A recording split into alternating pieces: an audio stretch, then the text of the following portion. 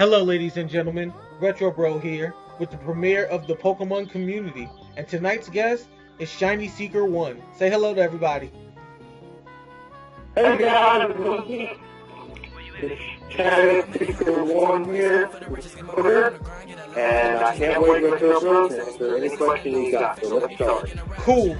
So the first question I think everyone was really generally interested in is, what actually motivated you to do Pokemon giveaways?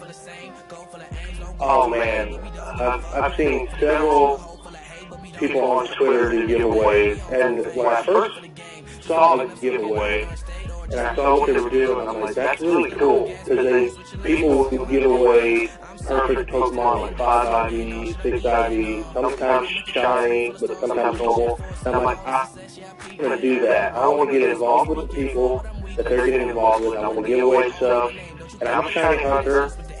Don't have a YouTube channel. I may bring that back, but I wanted to shiny hunt, and then whatever shinies I didn't want, I was going to give to somebody because I really wanted to make their day. Because some people, you realize some people have never seen a shiny ever in Pokemon. I've heard that from several people on Twitter. I've never seen a shiny. Can you give me one? It will really make my day. And that's just what I want to do. I want to meet new people. I want to brighten their spirits about Pokemon. I want to motivate them to shiny hunt. Because let's just face it, shiny Pokemon look awesome.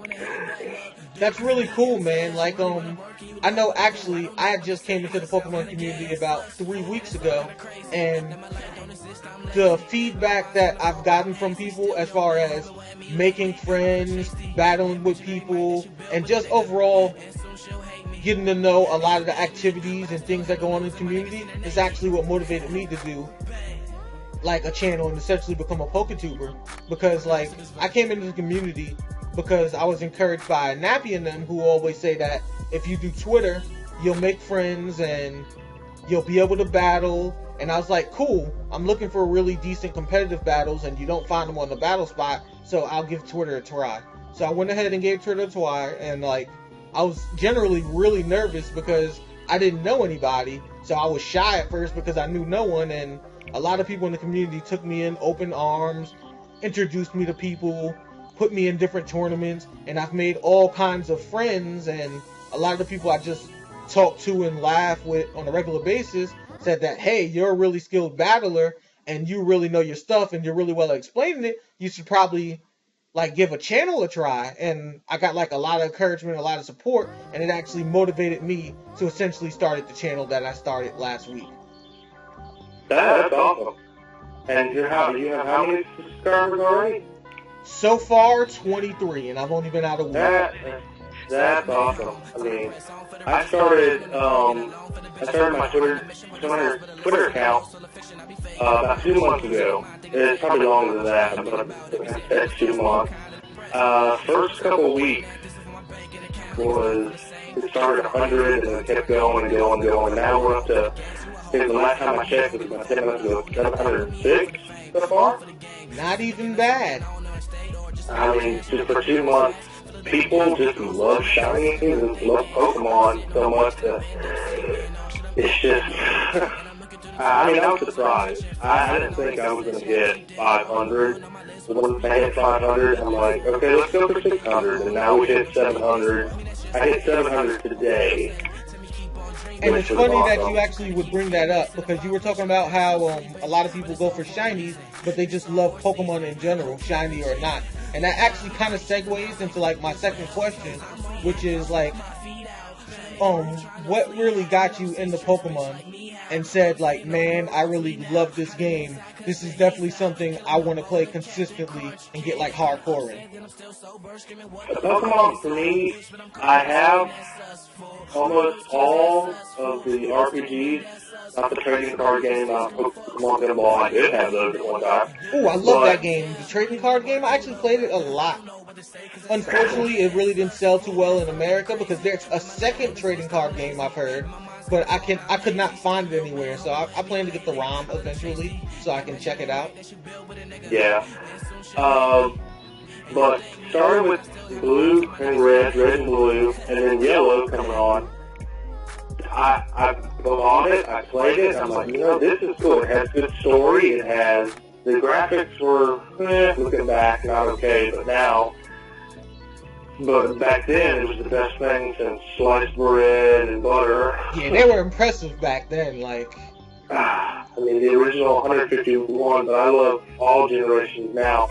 But the story, I love a good story in any game. If it doesn't have a story, unless you're Skyrim or the Elder Scrolls, you're playing, you have to play the side quests and all that. But I love a good story. If the story gets me, I'm hooked on the game. If Pokemon, to me, has a good story, X and Y needed a longer story, it needed an after game instead of just, which the Friend Safari in Kilo City, that's how you pronounce it, that is not really an after game, it needs a better after game. But to me, it's just a great franchise, a great going back to my Shiny Hunter thing, the Masuda method, Junichi Masuda has his own Pokemon breeding method and all that. It's just a great franchise, and it drew me with Red, Blue, and Gold and Silver, and I've been hooked on it ever since. Definitely understandable, man. Like, I actually agree with the whole story thing. Like, I know as far as being a pretty hardcore gamer, and from my experience with a lot of RPGs, one of the things that's, common equation to RPG is a decent story. So I feel like for any game in general, if you're going to claim the RPG title, story has to be there. So I definitely agree with you on that one. I've got a question for you. Did you play the Ruby and Sapphire? Did you play 3rd Gen at all? Ruby, Sapphire, and Emerald?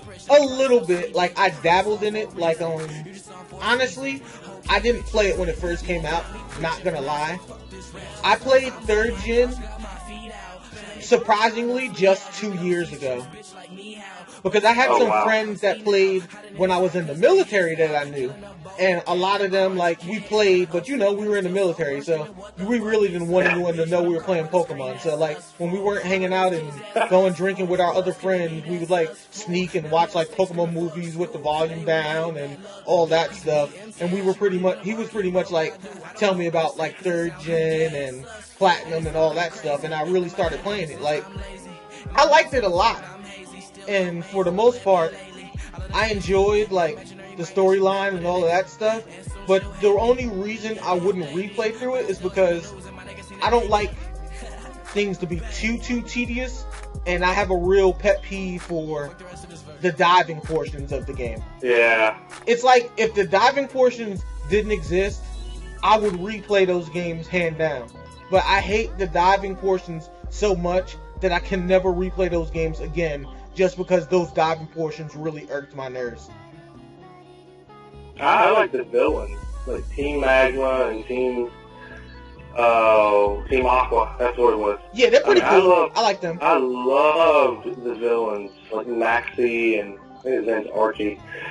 I loved those. Maxie is just a funny character too. Have you ever heard him like actually talk in the anime? They make him try to sound like he's all stuck up. Yeah, I'm Maxie of Team Magma. Sounds like the penguin from Batman. Maxie here. Yeah, see? It's curtain see, Batman. Right in the bill. Man, if somebody doesn't stop playing this song while I'm trying to record, like, it's killing me right now. That's an outtake. Yeah, I know. We should just keep it in there. Yeah, let's keep this in there. But yeah, man, like, another question I think the community would generally love to hear is, what do you like about the Pokemon community on Twitter? Like, what really drew you to our community on Twitter? Because I know there's a lot of Pokemon communities in general, whether you're online or not online. But what generally made you want to join the Twitter community of Pokemon? Okay, that's a good question. I started on YouTube. The Chinese speaker on YouTube. But YouTube, I didn't have time to edit all the videos. I didn't have time to really put work into it, and it's hard. To me, it's harder on YouTube, but Twitter is so easy. Twitter is, if you want something, you don't have to edit a video, you don't have to put music, you don't have to put pictures. It's a bonus if you put pictures on Twitter. But it's so easy if you find a shiny Pokemon, if you want to give away any Pokemon, you say, hey, I'm doing this, follow me for a chance to win, retweet it up. But it's so easy. And I know there's Poketubers, like you said, and there's giveaways on Facebook. But Twitter, to me, is so easy. And back when I first started Twitter, without doing my own personal account, I didn't know how to use Twitter at all. I didn't know the ropes of Twitter. So now I know it, and it's a lot easier to have Pokemon content on. Yeah, I totally understand what you mean. Like, that actually kind of piggybacks what I said earlier.